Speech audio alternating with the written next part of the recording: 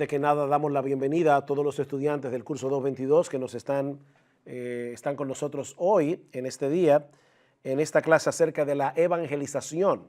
Pero antes de comenzar la clase formalmente, yo quisiera compartir con ustedes y con los estudiantes que están aquí hoy en la mañana, quisiera compartir con ustedes una historia que leí hace unos años y que me impactó profundamente. Es acerca de un hombre llamado John Harper. John Harper nació en Escocia en el año 1872 y se convirtió al cristianismo cuando tenía 14 años de edad.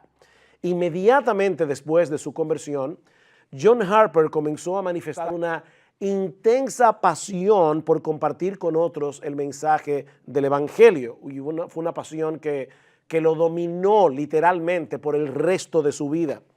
A los 17 años comenzó a predicar en las esquinas, en las calles, llamando a los hombres al arrepentimiento y a la fe. Se mantuvo haciendo eso durante 5 o 6 años, trabajando durante el día en un molino para poder sostenerse económicamente, hasta que un pastor bautista lo tomó bajo su cuidado para que él pudiera dedicarse por entero a la predicación de la palabra. Eventualmente, en el año 1896, teniendo ya 24 años de edad, John Harper comenzó a pastorear una iglesia en la ciudad de Londres con apenas 25 miembros. 13 años después, la membresía de esa iglesia en Londres era superior a las 500 personas. Durante ese tiempo, John Harper se casó, tuvo una hija a la que llamaron Nana, pero su esposa murió cuando la niña era aún muy pequeña. Su celo evangelístico llegó a ser tan conocido que la iglesia de Moody lo invitó en 2 ocasiones para que fuera a predicar la palabra allí en Chicago. Y fue precisamente en el segundo de esos viajes que sucedió el incidente que yo quisiera compartir con ustedes en esta ocasión y que ha sido conocido en parte por el testimonio de su hija Nana, que en ese tiempo tenía 6 años de edad. Ella recuerda que cuando iban hacia Chicago, cerca de la medianoche, el barco en el que viajaban chocó con un iceberg y comenzó a hundirse.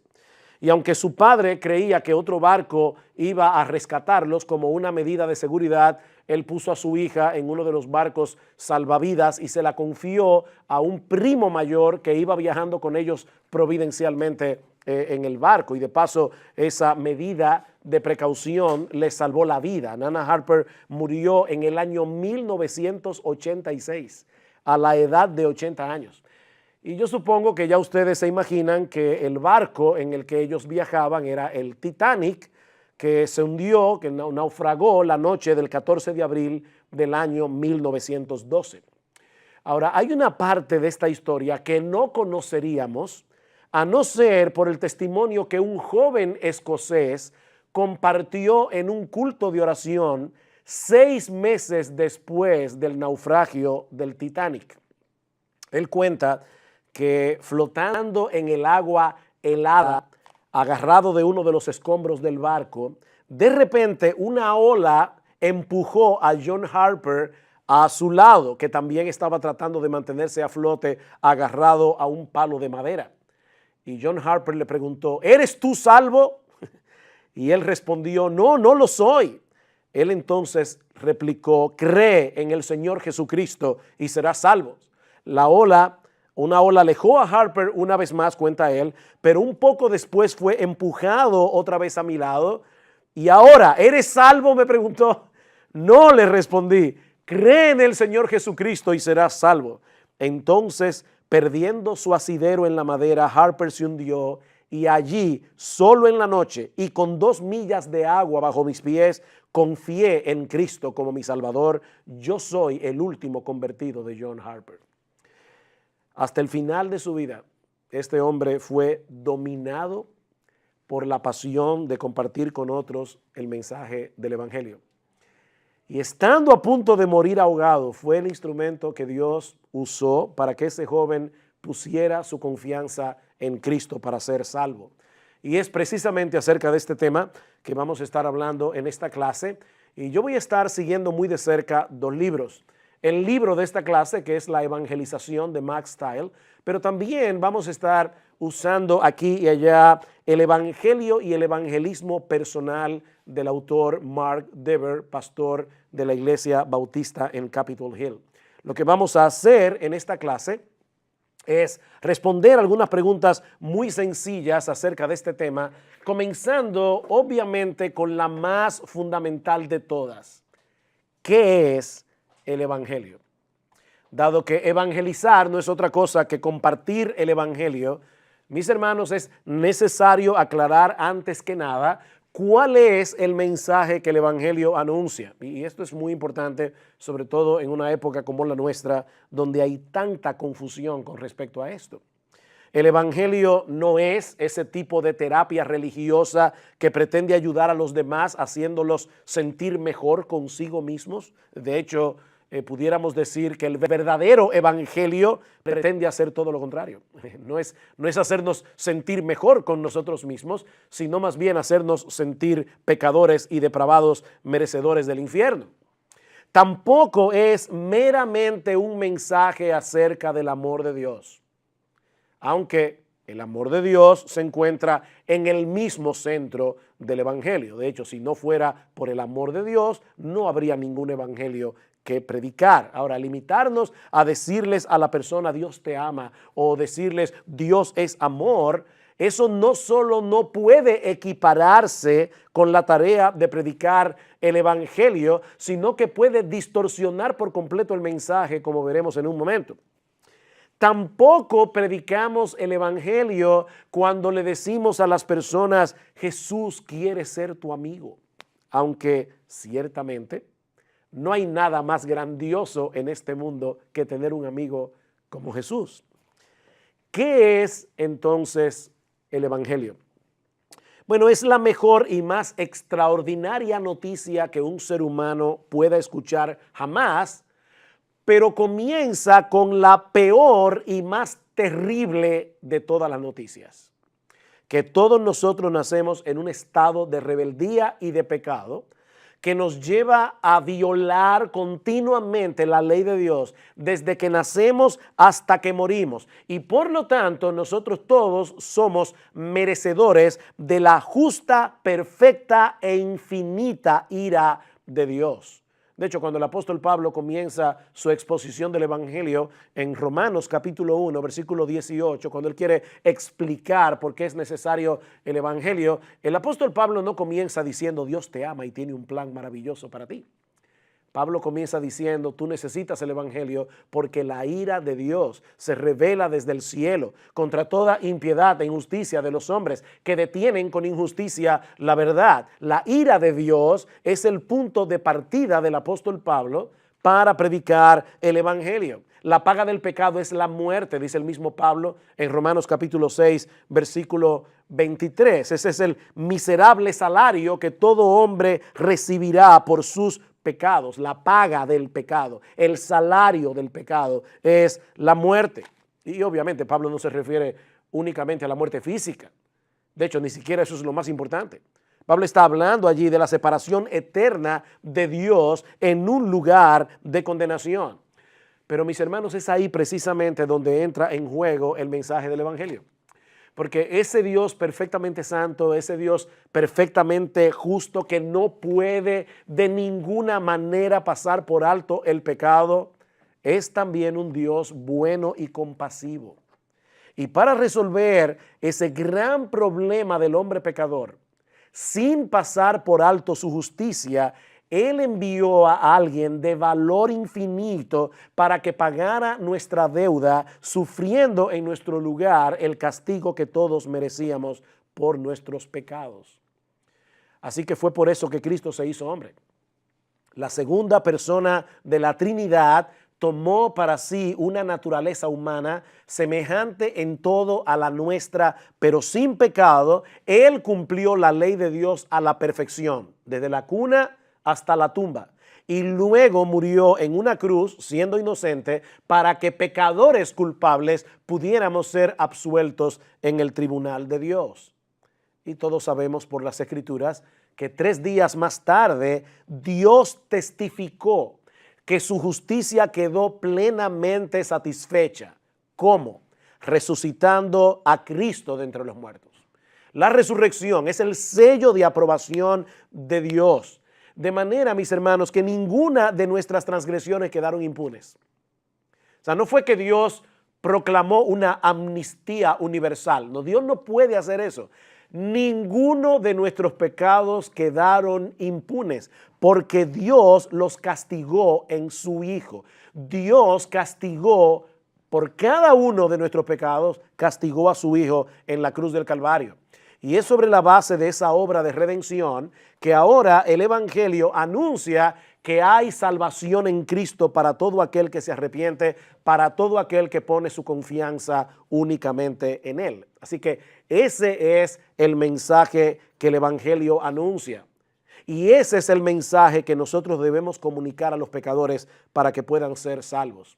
Así que yo espero que hasta aquí ustedes puedan ver que este mensaje del Evangelio que nosotros debemos compartir no es algo complicado en sí mismo.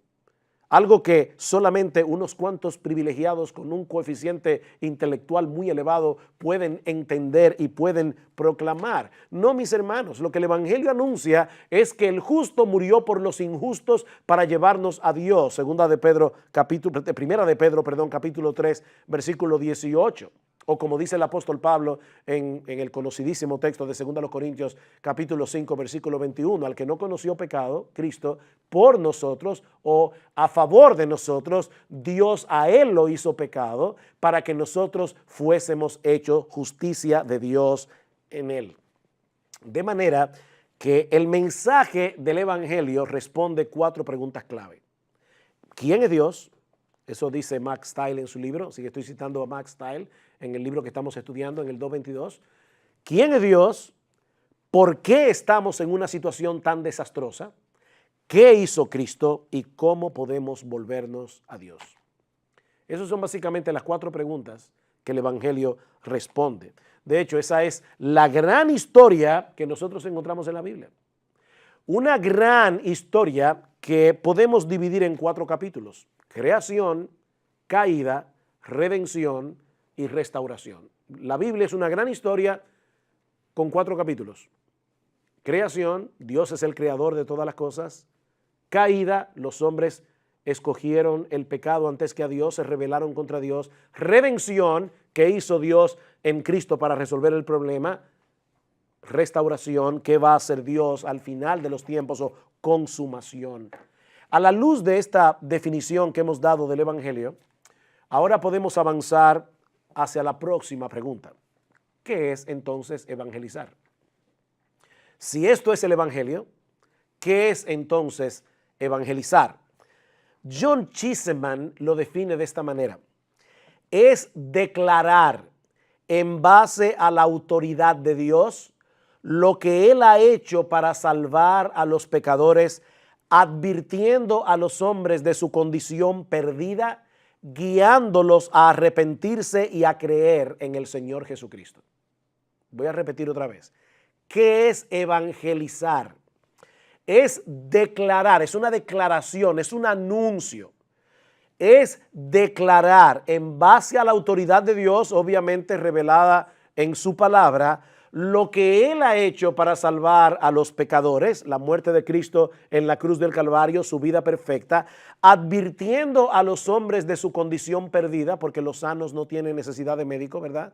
Sino los enfermos, guiándolos a arrepentirse y a creer en el Señor Jesucristo. Por eso es que es tan importante que nosotros compartamos con el pecador la ley de Dios, porque la ley de Dios es lo que Él usa para darnos convicción de pecado. Y sin esa convicción de pecado, el pecador no va a entender la necesidad que él tiene de la salvación provista por Dios. Ahora, noten, mis hermanos, lo que yo acabo de decir en esta definición. Evangelizar no es lo mismo que compartir nuestro testimonio de conversión. Hay personas que creen que cuando le cuentan a otro pecador cómo fue que él se convirtió, la historia de su conversión, él está evangelizándolo. Puede ser que el testimonio tenga lugar cuando uno comienza una conversación con un pecador, pero nunca equipares tu testimonio de conversión con compartir el Evangelio. Tampoco es una simple defensa de nuestra fe. Hay creyentes que son apologistas por naturaleza. Les encanta discutir, defender la fe, probar que la Biblia es la palabra de Dios, probar que Dios existe. Pero hermanos, eso no es evangelizar.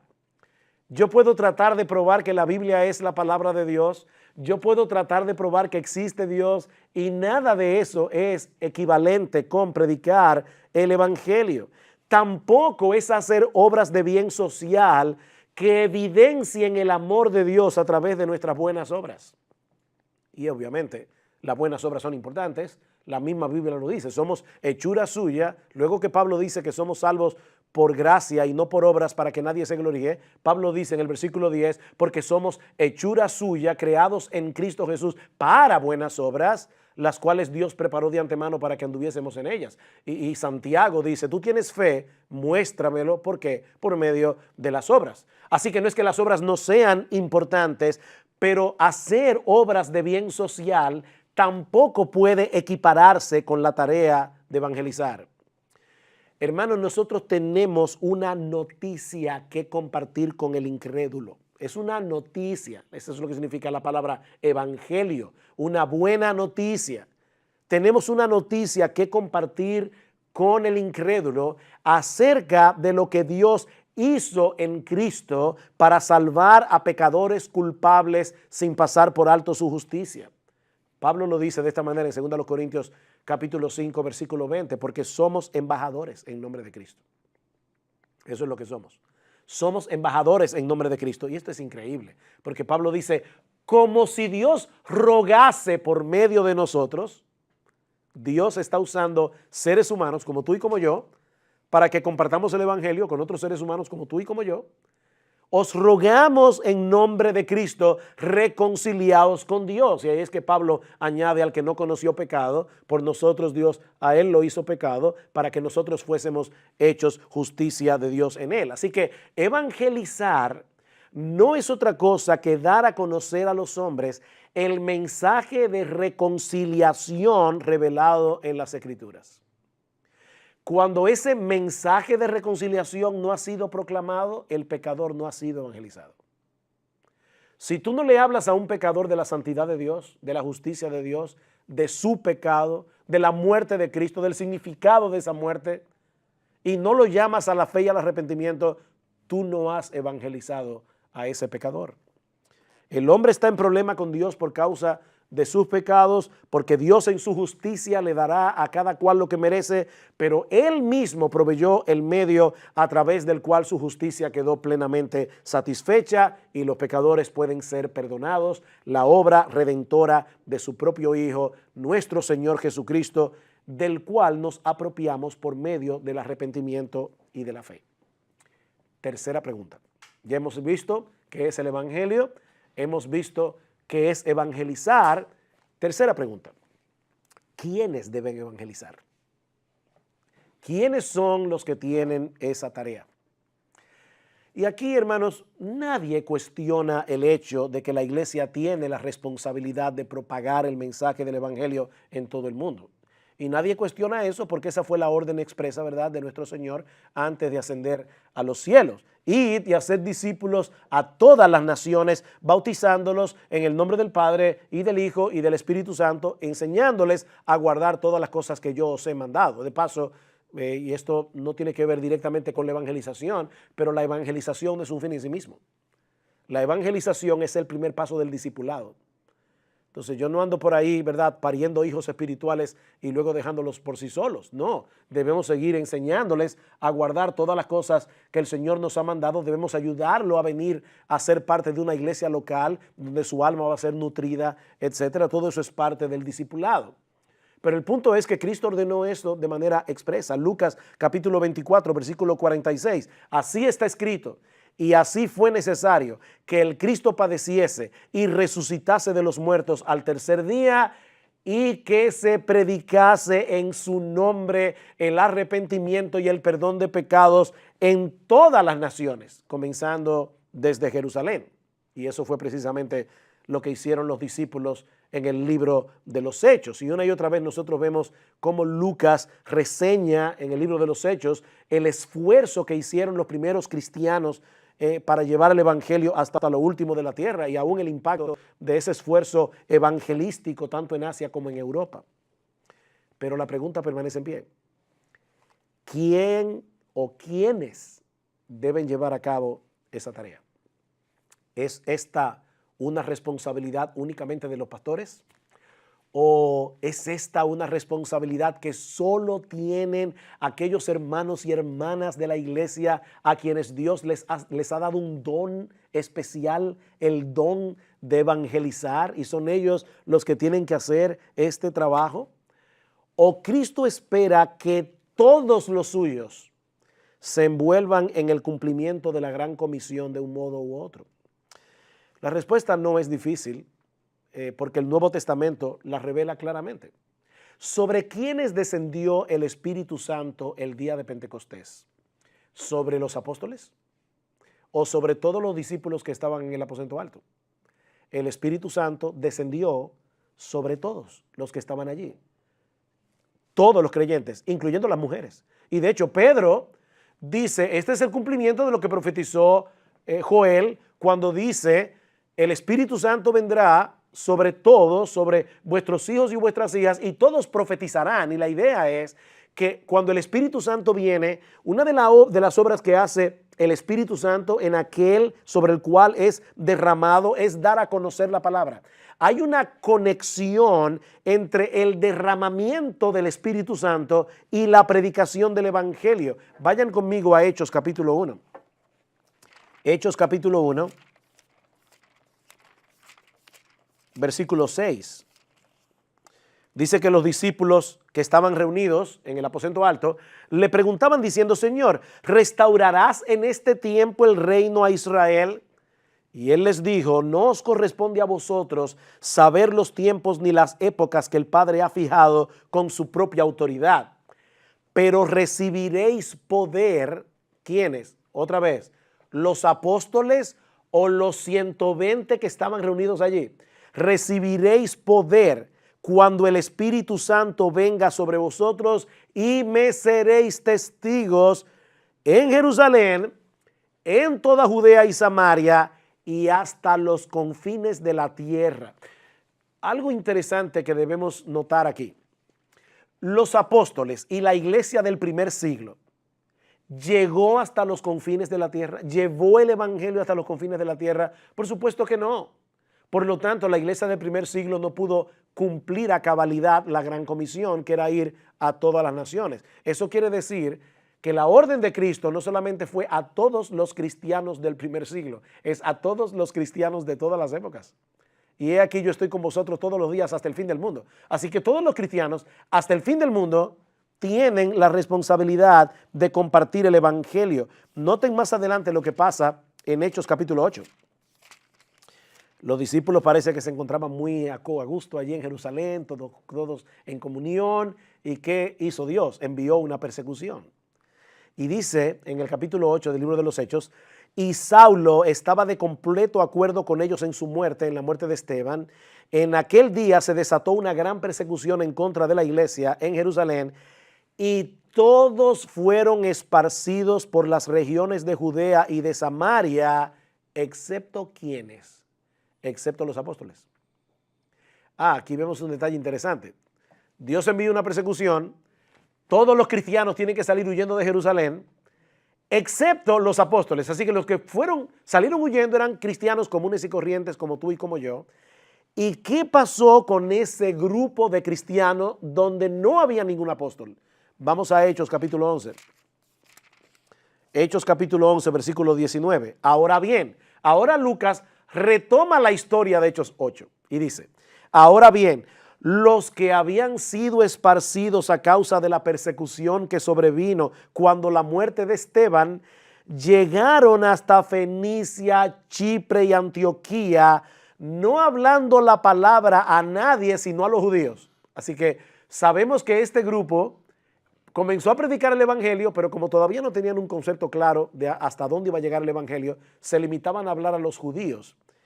Pero había algunos de ellos, hombres de Chipre y de Cirene, los cuales al llegar a Antioquía hablaron también a los griegos, predicando al Señor Jesús. Y la mano del Señor estaba con ellos y un gran número que creyó se convirtió al Señor. La iglesia de Antioquía, que vino a ser el gran centro misionero del Nuevo Testamento, no fue la iglesia de Jerusalén. Fue fundada por un grupo de creyentes comunes y corrientes donde no había ni un solo apóstol. Y fue a esa iglesia que Dios usó para llevar el evangelio por toda Asia y por toda Europa. Así que, hermanos, todos tenemos la responsabilidad de compartir el mensaje del evangelio. Esa es la enseñanza explícita del Nuevo Testamento. ¿Qué dice Primera de Pedro capítulo 3? Estad siempre preparados para presentar defensa con mansedumbre y reverencia ante todo el que os demande razón de la esperanza que hay en vosotros. ¿A quiénes les dice eso el apóstol Pedro? A todos los cristianos de esa iglesia que estaban siendo perseguidos. Dice, cuando ustedes reaccionen como cristianos en medio de la persecución, eso va a levantar preguntas. Las personas les van a preguntar, pero ¿cómo es posible que ustedes estén siendo perseguidos y que puedan reaccionar como reaccionan? Bueno, ahí estén preparados para presentar defensa con mansedumbre y reverencia ante todo el que demande razón de la esperanza que hay en vosotros. Ahora bien, hay algo que muchos cristianos suelen pasar por alto cuando hablamos de la responsabilidad de evangelizar. Sí, todos sabemos, y yo no tengo que hacer más esfuerzo para demostrarles que todos tenemos la responsabilidad de compartir el evangelio, pero hay algo que podemos fácilmente pasar por alto al hablar de ese tema. Y es el hecho de que el evangelio que predicamos como individuos debe ser respaldado por una comunidad de creyentes que vive el evangelio. Lo que hacemos como individuo, lo hacemos en conexión con una comunidad a la cual pertenecemos llamada la iglesia local. Esa es la clara enseñanza del Señor Jesucristo, por ejemplo, en Juan capítulo 13, versículo 34. ¿Recuerdan ustedes cuando el Señor le dice a los apóstoles, yo me voy y ustedes no me pueden seguir ahora? Bueno, Señor, entonces, ¿qué vamos a hacer nosotros mientras tanto? Dice el Señor en el versículo 34, un mandamiento nuevo os doy, que os améis los unos a los otros, que como yo os he amado, así también os améis los unos a los otros. De paso, un mandamiento nuevo, ¿qué tenía de nuevo este mandamiento? Porque en el Antiguo Testamento el Señor dice, ama a tu prójimo como a ti mismo. Entonces, ¿por qué era nuevo este mandamiento? Lo que es nuevo en este mandamiento es esto que dice el Señor, como yo os he amado. Ese estándar es nuevo. Entonces dice Cristo, un mandamiento nuevo os doy, que os améis unos a otros, que como yo os he amado, así también os améis los unos a los otros. En esto conocerán todos que sois mis discípulos, si tenéis amor los unos por los otros. Así que aquí está la gran apología del cristianismo de parte de la iglesia, el amor que nos tenemos unos a otros. Así es que el mundo va a conocer que verdaderamente nosotros somos del Señor. Es a través del amor entre los cristianos que el mundo puede ver una representación viva del poder del evangelio. Esa es una de las razones por la que Dios tiene a su iglesia en el mundo. Mark Dever dice lo siguiente, cada cristiano tiene la responsabilidad de hacer visible el evangelio del Dios invisible. Y ahora añade, el amor de Dios de una forma suprema debe ser revelado en la iglesia. El amor de Dios de una forma suprema debe ser revelado en la iglesia. El tipo de evangelismo que el Nuevo Testamento presenta no es el de creyentes aislados dando testimonio de lo que Cristo hizo en ellos. No. El Dios invisible espera que su carácter se haga visible en el mundo a través de las iglesias locales. ¿Recuerdan 1 de Juan capítulo 4 versículo 12? Nadie ha visto jamás a Dios. Nadie ha visto jamás a Dios. Si nos amamos unos a otros, Dios permanece en nosotros y su amor se ha perfeccionado en nosotros. El amor de Dios se hace visible. Como dice John Stott, explicando este versículo, él dice, el Dios invisible, que una vez se hizo visible en Cristo, ahora se hace visible en los cristianos si nos amamos unos a otros. Esta es una declaración sorprendente, dice John Stott. La iglesia local no puede evangelizar, proclamar el evangelio de amor si ella misma no es una comunidad de amor. Así que debemos proclamar el mensaje del evangelio, pero esa proclamación será eficaz en la misma medida en que nosotros seamos capaces de conectar ese mensaje a los ojos del mundo a través de concretar, ese mensaje a los ojos del mundo a través de la iglesia local, el cuerpo de Cristo. ¿De qué se trata el mensaje del evangelio? De que Dios amó gratuitamente al mundo con un amor tan grande que estuvo dispuesto a pagar él mismo la deuda del pecador. Bueno, si vamos a estar proclamando ese mensaje, es obvio que solo será eficazmente proclamado en un contexto de santidad y de amor. Cristo vino al mundo porque el pecado no es un juego para Dios. Y no debe serlo para nosotros tampoco. Pero debemos mostrar de formas concretas ese gran amor que hizo posible una redención tan grande. Así que hemos visto ya qué es el evangelio.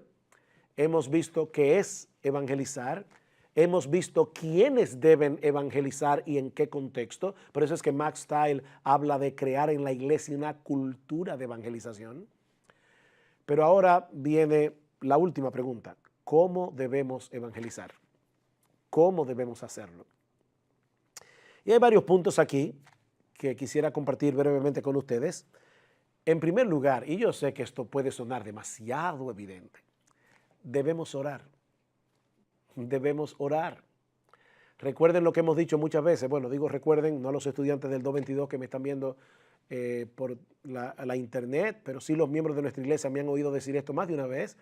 Nosotros somos equipos de rescate que salen al mar después de un naufragio para encontrar cadáveres, pero no para darles honrosa sepultura, sino para darles vida. Y para eso, ¿quién es suficiente? Nosotros debemos orar. Algunas personas piensan que si Dios es soberano en la salvación de los pecadores, entonces no tiene caso que oremos. De hecho, si Dios es soberano en la salvación de los pecadores, en la mente de estos hermanos, de estos creyentes, tampoco tiene caso que prediquemos o no prediquemos. Si fueron elegidos, se van a salvar como quiera. No, el razonamiento bíblico es a la inversa. Precisamente porque la salvación está en las manos de Dios y no en las nuestras, nosotros debemos pedirle a Él que bendiga su palabra, trayendo a los pecadores al arrepentimiento. Si yo creyera que la salvación está en las manos del pecador, ¿para qué pedirle a Dios que lo convierta si Dios no puede hacer nada? O sea, ya Dios hizo su parte. Él trajo a su hijo, envió a su hijo, murió en la cruz y ahora el pecador que se las arregle como pueda. Pero eso no es lo que la Biblia enseña. Dios salva al pecador. Como dice el libro de Jonás, la salvación es de Jehová, la salvación es del Señor.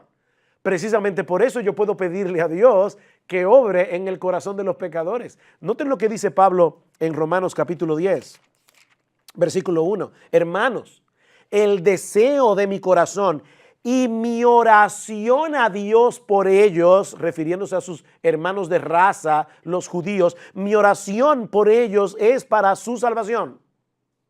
Lo sorprendente de esta declaración de Pablo es que unos versículos más atrás, en el capítulo 9, versículo 15 al 16, Pablo dice, porque él dice a Moisés, hablando de Dios, tendré misericordia del que yo tenga misericordia y tendré compasión del que yo tenga compasión, así que no depende del que quiere ni del que corre, sino de Dios que tiene misericordia. Pablo acaba de decir en los términos más claros posibles que Dios es soberano en la salvación. Sin embargo, él dice, pero yo le oro a Dios que salve a los pecadores. Porque, hermanos, Dios no solo eligió a los que se van a salvar, Dios también eligió los medios a través de los cuales serán salvados. La oración y la predicación de la palabra. La oración y la predicación de la palabra. Agradó a Dios salvar a los creyentes por la locura de la predicación. Es por eso que Pablo dice en 2 Timoteo capítulo 2 versículo 10, él dice, yo todo lo soporto por amor a los escogidos, para que ellos también obtengan la salvación que es en Cristo Jesús con gloria eterna. Pablo creía en la elección, pero dice, yo todo lo soporto en mis viajes misioneros, para que los perdidos, puedan escuchar el evangelio, porque es a través de escuchar el evangelio que ellos serán salvos. Mis hermanos, Dios no nos pide que desentrañemos el misterio entre la soberanía de Dios y la responsabilidad humana. Él nos pide que lo obedezcamos. Entonces, Él nos dice en su palabra, yo soy el que salvo, pero ustedes son los que predican. Ustedes son los que oran. Así que oren y prediquen. Debemos orar, hermanos. Al predicar el evangelio, debemos hacerlo en oración. Y gracias al Señor que Él nos ha dado la capacidad de ser ¿cómo diríamos eso en español? Multifacéticos. O sea, nosotros podemos estar hablando con el pecador y al mismo tiempo diciendo, Señor, ayúdame, dame luz. O a veces el pecador está hablando, te está preguntando algo y tú estás diciendo, Señor, ayúdame, dame luz, dame gracia. Obra en su corazón. Debemos orar antes de predicar el evangelio a un inconverso. Debemos orar mientras predicamos el evangelio. Debemos orar después que le predicamos. Debemos evangelizar en oración. 2, otro también demasiado obvio, debemos usar la Biblia. Debemos usar la Biblia. Si bien es necesario que nosotros comuniquemos el mensaje de salvación en nuestras propias palabras, porque evangelizar no es repetir como un loro una cadena de versículos bíblicos, y hay personas que hacen eso.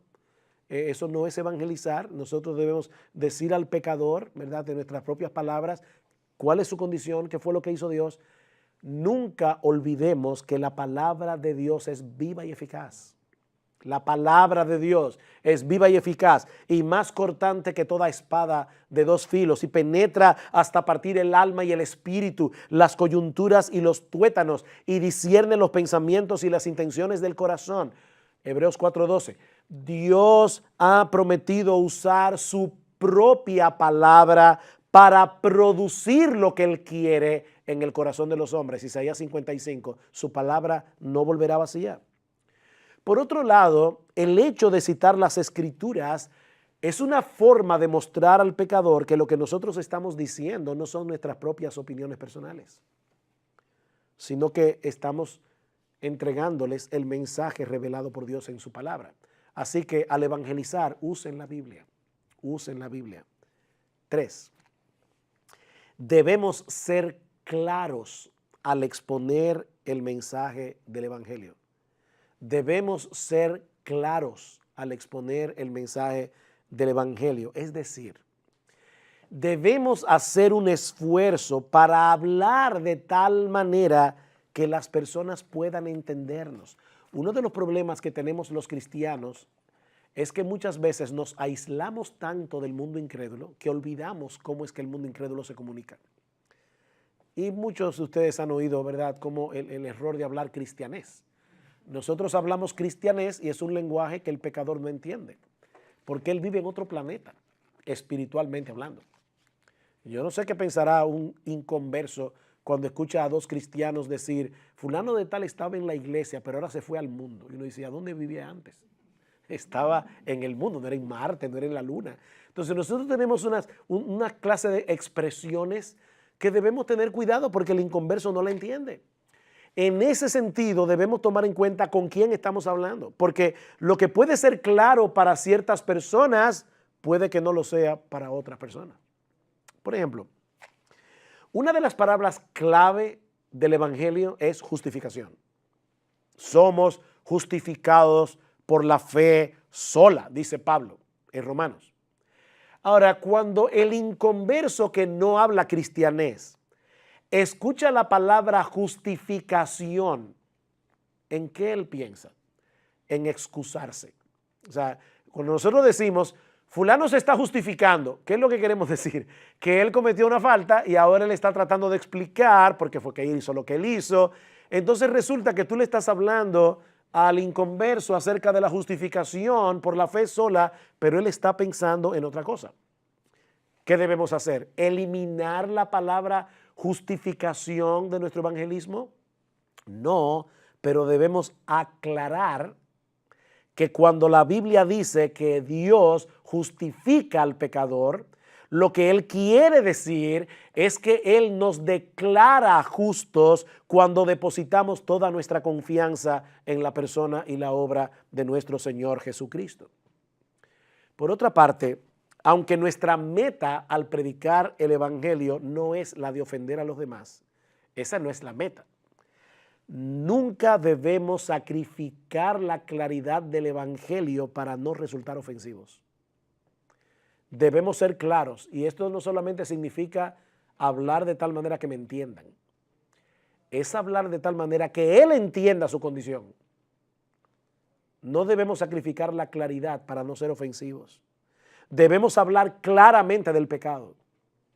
Debemos hablar claramente de la impotencia del pecador para salvarse.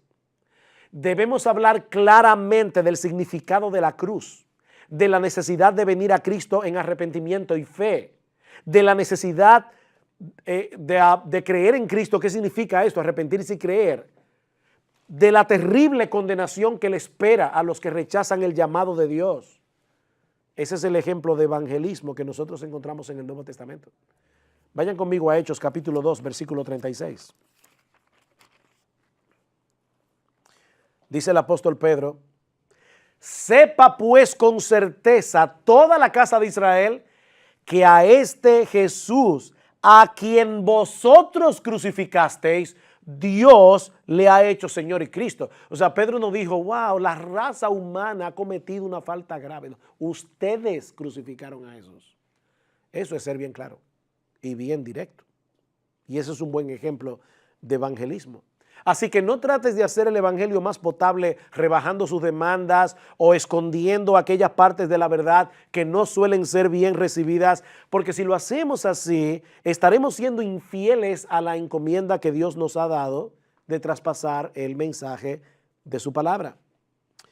Una cosa más antes de pasar al próximo punto en esta última pregunta. Cuidado con usar terminologías confusas para llamar al pecador al arrepentimiento y a la fe. Por ejemplo, invita a Cristo a venir a tu corazón. Pregunta, ¿y dónde aparece esa frase en el Nuevo Testamento? En ninguna parte. ¿Qué significa invitar a Cristo a venir al corazón? Eso es demasiado abstracto, eso es muy místico. La Biblia dice claramente, arrepiéntete y cree. Ese es el llamado del evangelio. Es un llamado muy concreto. La Biblia nunca nos llama a invitar a Jesús a venir al corazón y mucho menos a hacer la famosa oración del pecador. No hay ninguna oración del pecador en el Nuevo Testamento. Explica lo que Dios hizo para salvar a los pecadores. Explícales por qué necesitan ser salvados y después dile que se arrepientan de su pecado y que crean en el Señor Jesucristo. Ese es el llamado de la Biblia. Nadie puede abrazar a Cristo como Señor y Salvador a menos que crea y se arrepienta. Hechos capítulo 16, versículo 31. El carcelero de Filipos. Señores, ¿qué debo hacer para ser salvo?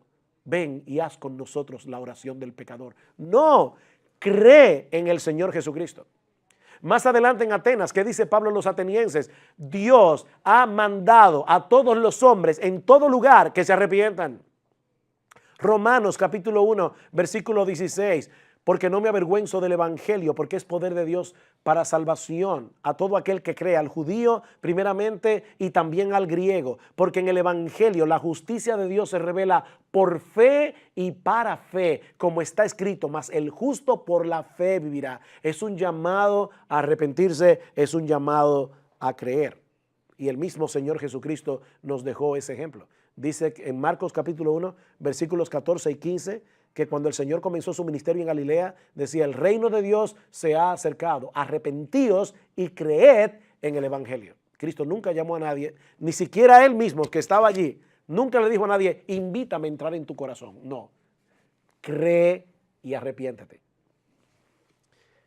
Cuarto, en cuanto a cómo hacerlo. Debemos provocar que las personas reflexionen sobre lo que estamos diciendo. Debemos provocar un diálogo. Obviamente yo estoy dando aquí una clase y lamentablemente no puedo recibir retroalimentación de parte de ustedes. No es la forma como a mí me gusta dar la clase, pero es el formato que tenemos en este curso. Pero cuando tú hablas con un pecador, no te pases una hora, telele. Tú estás conversando con él. Hazle preguntas. Provoca reflexiones. Eso es algo que el Señor hacía cuando trataba con las personas, moverlos a reflexionar. Por ejemplo, Mateo capítulo 21. Mateo capítulo 21, versículo 32 en adelante, el Señor dice aquí, escuchad esta parábola, dice en el versículo 33. Había una vez un hacendado que plantó una viña, la cercó con un muro. Ustedes conocen la historia y dice después al final de la historia, cuando venga pues el dueño de la viña, ¿qué hará a esos labradores? Y ellos le dijeron, llevará a esos miserables a un fin lamentable y arrendará la viña a otros labradores que le paguen los frutos a su tiempo. Jesús le dijo, ¿nunca leísteis en las Escrituras la piedra que desecharon los constructores esa en piedra angular se ha convertido? Y luego les dice cómo el Señor va a quitar el reino a los judíos para dárselo a los gentiles. Pero ¿qué es lo que hace el Señor? Provocarlos a reflexionar. Más adelante en el versículo 45 dice, al oír sus palabras, los principales sacerdotes y los fariseos comprendieron que hablaba de ellos. O sea, esta historia no quedó en el vacío. Ellos entendieron que la espada se le estaban clavando a ellos mismos en el corazón. Hermanos, recuerden que la mayoría de las personas escucha el evangelio a la defensiva. La mayoría de las personas. Porque no quieren admitir que ellos están mal. El hecho de hacerlos reflexionar es una forma de despertar sus conciencias. Y probablemente el mejor ejemplo bíblico que nosotros tenemos en la historia de las Escrituras es Natán con David. Cuando Natán llega donde David y le dice, déjame contarte una historia. Mira, había un hombre rico que tenía muchísimas ovejas y tú no sabes lo que hizo. Hoy le fue y le quitó a la pobre ovejita que tenía un hombre que no tenía nada más que esa ovejita y se había encariñado con ella para hacer una fiesta con los amigos. ¿Qué tú crees que debemos hacer con ese hombre? Y dice David inmediatamente, es digno de muerte. Hasta que Natán le dijo, tú eres ese hombre. Tú fuiste el que le tomaste la ovejita a Urías Eteo. Despertó su conciencia y eso llevó a David al arrepentimiento. Por supuesto, en el caso de David, Natán estaba tratando con un creyente. Pero no debemos olvidar que todos los seres humanos traen consigo de fábrica una conciencia que les dice que lo malo debe ser castigado y que lo bueno debe ser recompensado. Así que nosotros contamos con un aliado en el corazón de los pecadores cuando compartimos con ellos el mensaje del evangelio. Eso es algo que está entrelazado en lo más profundo de sus personalidades como seres creados a la imagen de Dios. Así que debemos apelar a sus conciencias haciéndoles preguntas. A veces yo, cuando estoy conversando con alguien del evangelio, le digo, ¿a ti no te molesta que los malhechores se salgan con la suya? ¿A ti no te molesta que los políticos corruptos hagan y deshagan y nadie les puede poner la mano? Y todo el mundo inmediatamente dice, claro que me molesta. Entonces tú quieres justicia para los demás. ¿Y qué tú crees que van a hacer contigo cuando tú te presentes en el tribunal de Dios? Entonces esas preguntas ayudan al inconverso a decir, no son los políticos los que están en problemas solamente, yo estoy en problemas. Entonces, provócalos a reflexionar. Una última sugerencia es que al evangelizar debemos usar la iglesia. Al evangelizar debemos usar la iglesia. Evangelizar no es lo mismo que invitar a una persona a los servicios de adoración en la iglesia, pero es perfectamente apropiado y recomendable que invitemos a las personas a venir a nuestros servicios de adoración. No solo para que se expongan a la predicación de la palabra, sino también para que ellos puedan interactuar con el pueblo de Dios. Y eso probablemente, si la iglesia es una iglesia sana, repito, si la iglesia es una iglesia sana, eso los va a ayudar a vencer algunos prejuicios. Ahora bien, esa no es la única manera en que nosotros podemos usar la iglesia en nuestra labor evangelística. Los incrédulos no solo necesitan escuchar el mensaje del evangelio predicado desde el púlpito, ellos también necesitan observar cómo es que ese evangelio opera en la vida de las personas que lo profesan. Y eso ya lo dijimos antes. Juan capítulo 13 de nuevo, versículos 34 al 35, que os améis unos a otros. Así el mundo conocerá que sois mis discípulos. Y luego en Filipenses capítulo 2, versículos 14 y 15, dice el apóstol Pablo: haced todas las cosas sin murmuraciones ni discusiones, para que seáis irreprensibles y sencillos, hijos de Dios sin tacha, en medio de una generación torcida y perversa, en medio de la cual resplandecéis como luminares en el mundo. Ustedes son las luces que el mundo tiene, pero el mundo tiene que verlos. Por eso me encanta esta definición que Max Stiles da de la iglesia en su libro, de la iglesia local. Dice, ¿qué es una iglesia local? Es una asamblea de cristianos nacidos de nuevo, bautizados, que hacen un pacto en amor para reunirse regularmente bajo la autoridad de las Escrituras y el liderazgo de los ancianos para adorar a Dios, ser una imagen visible del Evangelio y al final dar gloria a Dios. Eso es la iglesia local. Nosotros debemos dar una imagen visible del Evangelio. En ese sentido, hermanos, todo lo que la iglesia hace debe ser un reflejo del Evangelio. Cuando los pastores oran en el culto, debe ser un reflejo del Evangelio. Cuando cantamos los himnos, mi gran queja con mucha de la adoración contemporánea es que son himnos muy bonitos, pero no tienen Evangelio. No le explican al pecador que son pecadores y que necesitan la cruz.